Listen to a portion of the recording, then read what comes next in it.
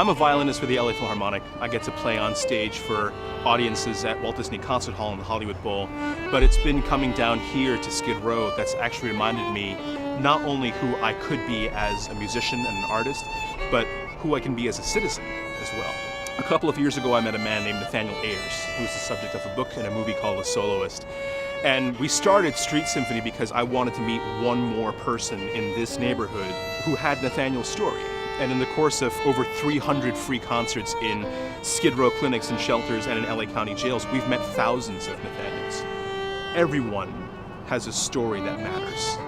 Everyone has a life that matters.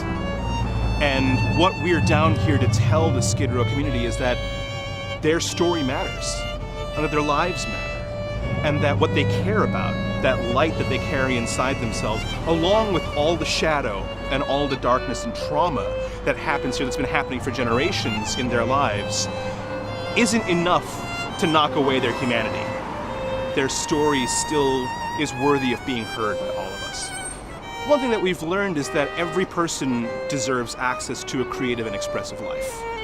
And when we as artists and citizens give the space to our community to actually tell their story, we are astounded by the generosity and compassion that they turn back and give to us. There are stories of brokenness here, for sure.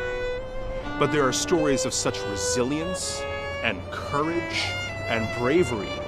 And when we get to make music with that bravery and with that courage, when we're able to tell those stories through music, we're blown away by the level of artistry that exists here in this neighborhood.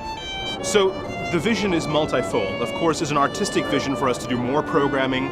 We are very excited to get involved with the AB 109 and EPIC programs here at the Weingart Center.